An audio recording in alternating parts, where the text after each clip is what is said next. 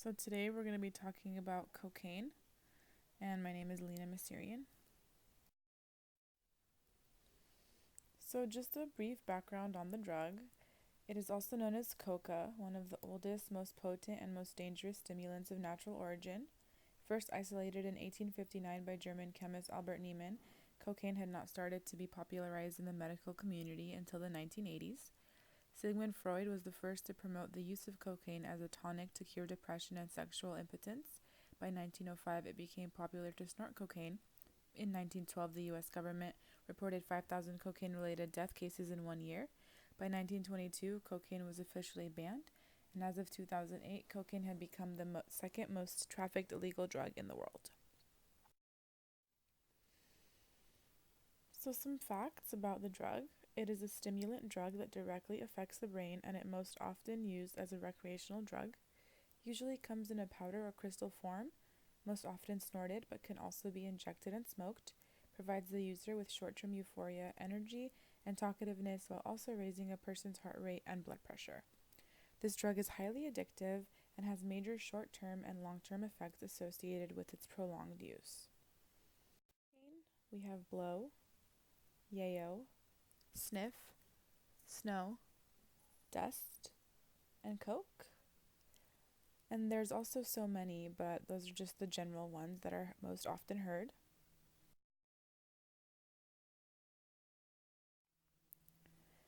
So there's two forms that are most common, and that's crack and powder. So the first one on the top is crack, which is a crystallized form of cocaine that can be smoked. The crystal is heated to produce vapors that are absorbed into the bloodstream through the lungs.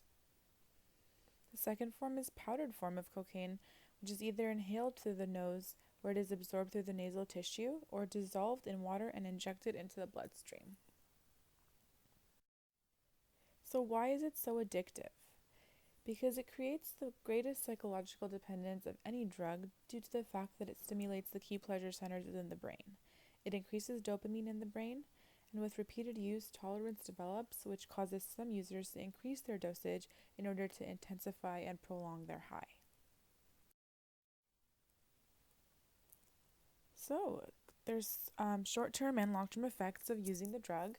The short-term ones to begin are loss of appetite, increased heart rate, blood pressure, and body temperature, nausea, hallucinations, intense euphoria, depression, panic and psychosis, anxiety and paranoia, and convulsions and seizures.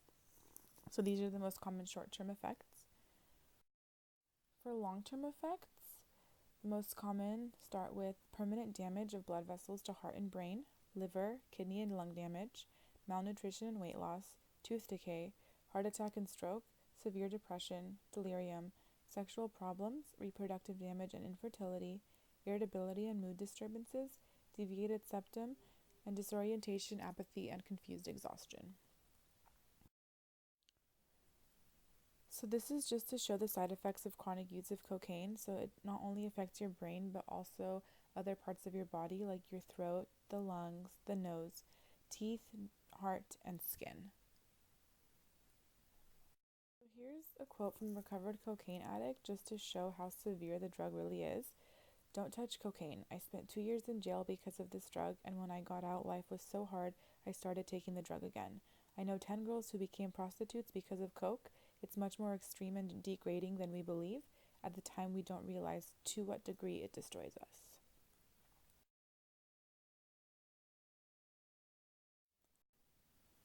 So some risks associated with the drug are death, debt, which is often a result of cocaine expenses. It is very expensive for frequent users. It can bring great risk to pregnancy. It is often taken with other drugs, which can be very hazardous and even deadly. And it also increases your risk of HIV and AIDS, also hepatitis, because of needle sharing. So just to put the signs and symptoms of the users, how can you tell? So there's nosebleeds, loss of the sense of smell, difficulty swallowing, hoarseness, runny nose, anxiety, restlessness, paranoia, and irritability. And just to tie everything together with some statistics of cocaine use, among young people 15 to 34 years, an estimated 7.5 million have used cocaine at least once in their life. 3.5 million in the last year and 1.5 million in the past month. Among those 18 to 25, 6.9% of those surveyed said they had used cocaine, including crack, within the last year.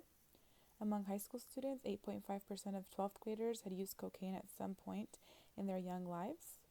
In the United States, 35.3 million Americans aged 12 and older reported having used cocaine.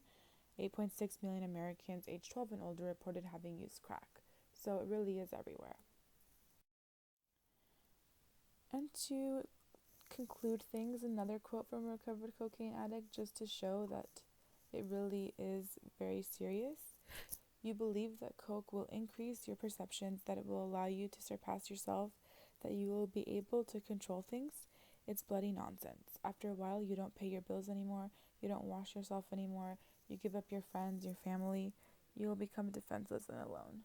So it really is a downward spiral with this drug, and it should be avoided at all costs. And there are rehab centers available for those who need help and want to make a comeback from this drug. Thank you.